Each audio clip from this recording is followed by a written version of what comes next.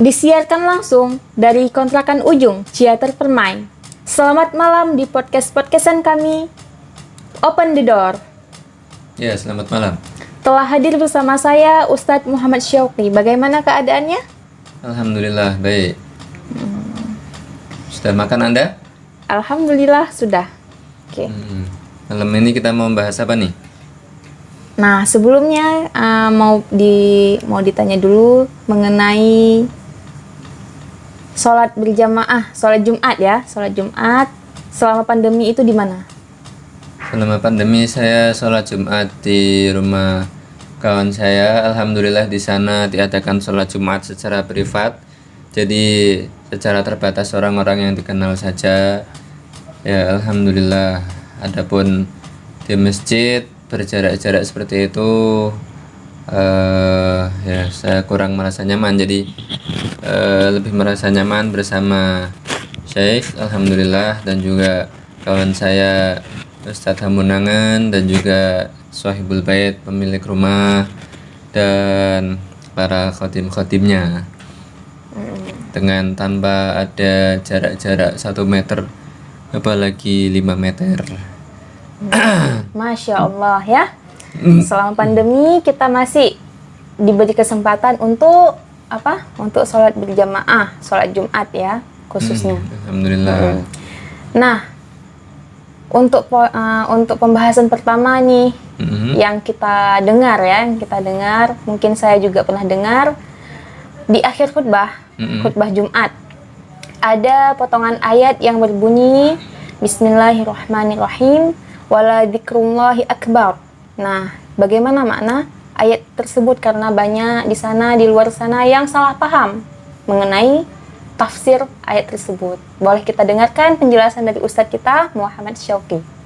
Ya, terima kasih atas pertanyaannya. Mungkin banyak orang di luar sana yang salah memahami ayat ini, karena di situ ada kata-kata zikir, wala dzikru, zikir. Orang Indonesia mungkin kebanyakan, bahkan anak-anak pondok pesantren pun menyangka zikir itu cuma ya bacaan subhanallah, alhamdulillah, ataupun bacaan-bacaan yang lain, ya wiritan, zikiran seperti itu. Sehingga tidak jarang kita jumpai orang memahami ayat tersebut bahwa kata dia atau menurut pemahaman dia, bacaan subhanallah atau alhamdulillah, ya pokoknya wiritan-wiritan seperti itu, ya zikir secara lisan seperti itu yang biasa mereka baca, atau yang ditorekoh itu dibaca berapa kali sehari, dibaca 1000 kali dalam sehari semalam, ya menurut mereka itu lebih akbar, lebih besar, lebih agung dari apapun, bahkan lebih besar pahalanya daripada sholat. Nah, padahal itu salah, tidak seperti itu. Jadi bacaan subhanallah misal sebesar apapun pahalanya, tetap itu kan adalah sunnah tidak akan mengalahkan pahala atau derajatnya amalan wajib, apalagi seperti sholat fardu 5 waktu gitu kan. Jadi pemahaman yang mengatakan bahwa zikir, wirid, ya pembacaan wirid yang biasa dibaca di torekoh ataupun yang lain, ya kok lebih utama, lebih besar pahalanya daripada amalan wajib seperti sholat, maka itu pemahaman yang salah, ya toh. Ini tidak jarang kita jumpai, bahkan anak pesantren yang lebih mementingkan bacaan wiridnya jangan sampai ketinggalan, tapi kalau sholat fardu 5 waktu kadang ya sampai keluar waktu pun masih santai-santai aja gitu kan. Padahal meninggalkan sholat fardu 5 waktu 1 waktu saja istilahnya, keluar dari waktunya tanpa adanya uzur gitu kan, tanpa adanya halangan, itu sudah dosa besar dan pelakunya tergolong atau masuk ke dalam kelas atau kategori fasik gitu kan. Adapun kalau bacaan wirid sunnah, ya kalau kelewatan ya nggak dosa gitu kan. Nah, terus apa tadi? Orang yang meninggalkan kewajiban sholat. Mm-mm. Maksud kewajiban sholat adalah sholat fardu ya. Mm-mm. Nah, kebanyakan orang yang meninggalkan sholat ya katanya udah tinggal. Nah, sebagian pendapat, emang pendapat yang benar ya, yang benar mengatakan bahwa meninggalkan sholat fardu ya wajib diqadha. Mm-mm. Nah, bagaimana itu? Ya, jadi memang benar seperti yang dibilang tadi. Kalau sholat fardu 5 waktu, sholat yang wajib, kalau ketinggalan wajib diqadha. Kalau misal subuh nggak sempat untuk sholat subuh karena kebablasan ketiduran, maka meskipun bangun jam berapapun dia, ya bangun jam 7, jam 8 atau jam berapapun, ketika dia sudah bangun wajib untuk mengqadha sholat subuh yang tadi tertinggal. Adapun pendapat atau omongan orang yang bilang bahwa kalau sudah terlewat sholat fardu 5 waktu maka tidak wajib untuk mengqadha lagi, atau bahkan ada yang bilang nggak boleh untuk diqadha, nah, maka itu pendapat yang keliru atau tidak benar. Nah, jadi bagi orang yang meninggalkan sholat yang masih lalai ataupun dengan alasan ketiduran dan sebagainya itu wajib diqadha ya. Jangan sampai kelewat waktu maksudnya. Oke. Kita lanjut ke potongan ayat kedua. Mm-mm. Bismillahirrahmanirrahim. Wa amma bi ni'mati rabbika fahaddits.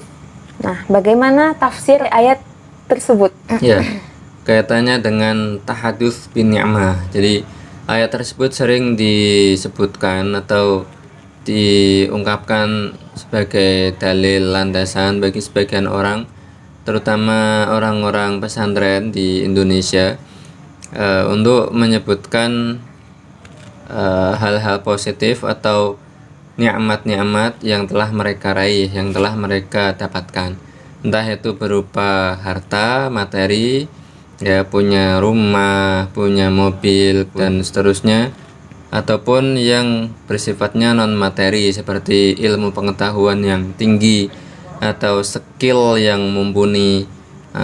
Jadi ketika mereka berbincang dengan orang-orang atau ketika mereka membuat statement pengumuman, terus mereka menyebutkan bahwa misal saya telah punya mobil Alphard 3, terus tabungan saldo sampai 10 triliun, nah misal, tapi dengan mata uang Zimbabwe. Ya enggak. Jadi misal punya punya saldo dibongkar ya kan di ATM ada 3 miliar. Nah, ataupun skill, misal dia bilang bahwa saya bisa membangun rumah, skill untuk menjadi tukang batu, misal tukang bangun rumah dalam waktu 1 minggu, atau ya dia ungkapkan demikian. Terus dia bilang ini cuma tahadus bin ni'mah ya, bahwa saya ungkapkan bahwa saya bisa ini punya itu adalah tahadus bin ni'mah. Terus menyetir atau menyebutkan dalil Al-Quran tadi yang disebut wa amma bi ni'mati rabbika fahaddits. Dengan nikmat Tuhanmu maka sebutkanlah atau tuturkanlah. Nah, di sini penjelasan yang kita peroleh dari guru-guru kita tidak titik sampai di situ. Jadi pemahaman ayat tersebut bukan cuma kita sebutkan nikmat-nikmat kita bahwa itu adalah memang nikmat dari Allah, titik. Bukan, tapi para ulama atau guru-guru kita menjelaskan bahwa ketika kita menuturkan nikmat atau anugerah, ya kelebihan yang kita miliki, pas kita nuturkan ke orang-orang itu ada niatan di hati bahwa jika ya istilah gampangnya kita mengekspos diri kita bahwa kita punya ini loh, punya kelebihan nikmat ini loh, ya kan. Misal materi, punya uang yang berlebih nih gitu kan, alhamdulillah Allah menganugerahkan saya uang yang berlebih sekian misalnya. Itu pas dia mengumumkan seperti itu kepada orang-orang, dihadirkan dalam niat hatinya untuk mengumumkan kepada orang seandainya ada orang yang membutuhkan, maka silahkan datang ke dia, dan jika diminta yang ngasih gitu loh, dengan niatan membantu. Nah, jadi punya skill, misal diumumkan saya bisa ini, tahadus bi ni'mah. Ya, bukan cuma menceritakan tapi dengan niatan. Ketika menceritakan itu diniati supaya orang tahu, oh dia itu bisa bikin ini, bisa bikin itu. Nah, saya butuh bantuan dia, datang, sehingga ketika dimintai bantuan ya dibantu, bukan kok cuma sekedar cerita-cerita aja terus ketika diminta bantuan nggak mau bantu. Nah, itu alur atau arah tafsirnya ke situ ya tahu. Jadi ada niatan untuk membantu orang, nah dia expose, dia umumkan bahwa kemampuannya, kelebihannya di sini gitu loh, sehingga orang ngerti, oh kalau pengen ini ke dia gitu kan. Nah, Jadi itu berbeda dengan pamer ya, ria ataupun ujub. Biasa kan orang kalau cerita-cerita tentang kebaikan ataupun apa ya langsung bilang pamer. resikonya ke situ. Jadi ayat tersebut bukan untuk bukan untuk menjurus ke pamer atau ke ria gitu kan, untuk menunjukkan kekayaan, bukan, tapi ditunjukkan dengan tujuan supaya orang ngerti kalau pas butuh ke dia gitu loh. Makanya kalau nyebutin kelebihan-kelebihan jangan cuma nyebutin terus pas waktu dibutuhkan ngilang gitu kan. Kayak gitulah. Terus bagi yang mendengar seseorang yang menceritakan itu jangan langsung bilang oh kamu pamer ataupun apa gitu ya. Nggak kayak gitu boleh ya. suudzon. Nggak boleh suudzon ya. Oke, jelas ya, jelas, sangat jelas penjelasan tentang kedua ayat tadi. Nah, kita lanjut ke potongan ayat ketiga. Ya. A'udzubillahi minasyaitonirrajim. Lakum dinukum waliyadin. Nah, mengenai ayat tersebut juga sangat banyak keliru gitu. Keliru dalam mengambil tafsiran atau pemaknaan ya, sehingga toleransi itu bagi mereka itu ya dalam apapun. Dalam agama juga mereka mengandalkan ayat itu sebagai toleransi. Bagaimana Ustaz penjelasannya? Silakan. Terima kasih. Pertanyaan terakhir, insya Allah. Nah, ayat tersebut tentu termasuk Makkiyah ya, turun ketika Rasulullah masih berada di Mekah ya, Sallallahu Alaihi Wasallam. Beliau waktu itu memang konteksnya atau kejadiannya ditawari oleh kafir ya, orang musyrik dari kaum Quraisy. Nah, ditawari oleh mereka supaya istilahnya kompromi dalam agama, gantian-gantian kayak gitu ya, sif-sifan. Nah, Rasulullah dengan bimbingan wahyu beliau menyampaikan lakum dinukum waliyadin. Nah, ini pemahaman yang benar atau tafsir yang disampaikan oleh para guru-guru, oleh para ulama adalah lakum dinukum, maknanya bahwa bagi kalian orang-orang kafir, dinukum adalah agama kalian yang batil. Jadi di situ mengandung makna dinukum ay al batil. Bagi kalian orang-orang kafir, dinukum al batil. Nah, ada menyimpan makna semacam itu ya, pemahaman maknanya bahwa Rasulullah bukan cuma mengatakan ya kamu beragama dengan agamamu saja, saya beragama dengan agama saya saja, bukan. Jadi di situ mengandung makna pernyataan bahwa Rasulullah menegaskan agama kalian orang-orang kafir Quraisy waktu itu ya, agama kalian adalah agama yang batil, harus kalian tinggalkan. Nah, waliyadin, dan bagi saya adalah agama saya, maksudnya agama saya yang hak, agama Islam yang harus saya pegang teguh, nggak boleh saya lepas. Nah, jadi di situ bukan sebagaimana dipahami oleh orang-orang yang salah ya kan. Mereka salah memahami ayat ini sehingga mereka berkata Rasulullah saja toleransi ya. Bahasa Jawanya tepos liro, toleransi. Kata mereka yang salah dalam memahami ayat ini, Rasul membiarkan orang kafir tetap dalam kekafirannya dan Rasul tetap dalam agama Islam ya, padahal pemahamannya bukan seperti itu. Jadi seorang nabi, seorang rasul mustahil merelakan orang lain, satu orang saja ya, mustahil merelakan satu orang saja kok tetap berada dalam kekafirannya, mustahil. Jadi ya nggak mungkin seorang nabi atau rasul berkata atau dalam hatinya menganggap oh biarin aja dia kafir tetap dalam agamanya, enggak. Jadi seperti kaidah dalam amar ma'ruf nahi mungkar, kalau semisal tidak bisa dengan kekuatan maka dengan lisan, kalau dengan lisan juga udah nggak mempan maka terakhir adalah dengan hati. Maksudnya apa? Jika melihat kekafiran sudah tidak bisa diupayakan dengan kekuatan ataupun lisan, tidak bisa dinasihati, ya hatinya harus ingkar. Nah ini seorang nabi atau rasul mustahil kok merelakan kekafiran orang lain. Ya sudah, yang kafir kafir, kita yang penting Islam, nggak mungkin seperti itu. Ya jadi lakum dinukum waliyadin, seumpamanya kita praktekkan ya terhadap orang-orang non muslim di sekitar kita, tetangga kita, atau mungkin ya wala'iyadzubillah ada kerabat kita yang seperti itu non muslim, maka seandainya nggak bisa diajak dengan lisan, maka hati kita tidak boleh merelakan.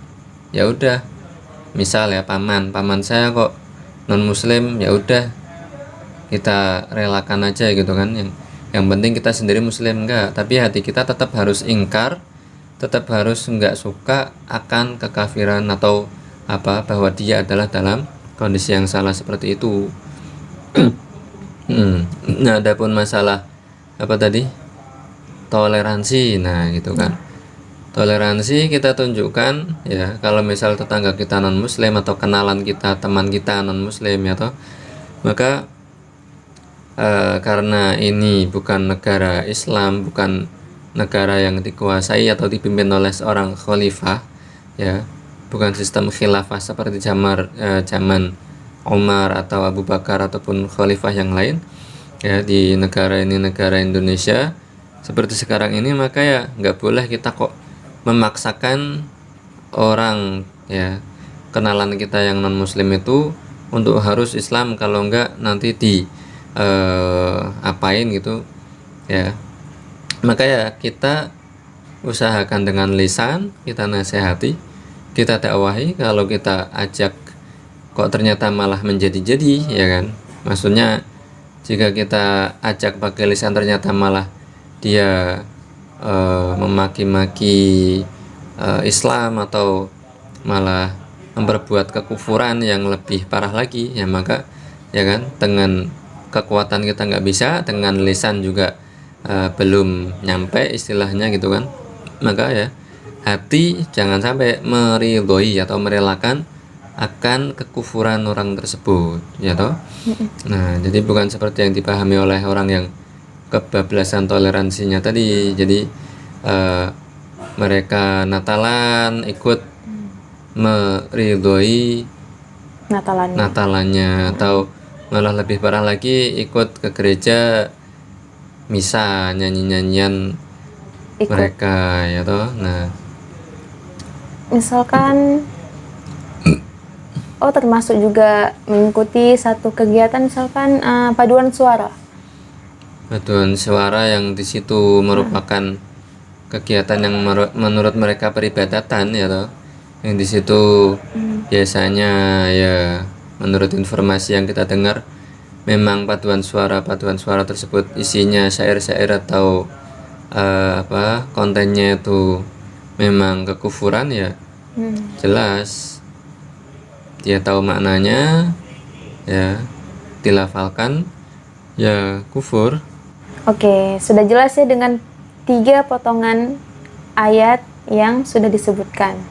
Ya, terima kasih atas waktunya, dan jangan lupa untuk tetap mengingat bahwa Islam adalah agama yang paling benar, ataupun agama di luar Islam adalah batil, tidak diterima oleh Allah, maka jangan sekali-kali percaya dengan propaganda orang-orang orientalis atau misionaris ya, yang ngakunya Islam atau yang kelihatannya Islam tapi ternyata mengobok-ngobok akidah Islam dari orang-orang dalamnya itu sendiri, Ya. yang mengatakan bahwa kalau mereka mengucapkan selamat Hari Raya Idul Fitri, maka kita ya masa nggak ngucapin ke mereka selamat Natal, kata mereka kayak gitu. Dan yang bilang seperti itu katanya Gus Kiai yang sudah viral tenar gitu kan. Nah, maka nggak serta-merta seperti itu ya. Jadi Ya. Baik, kita cukup mungkin untuk malam ini. Sangat bermanfaat insya Allah. Barakallahu fikum.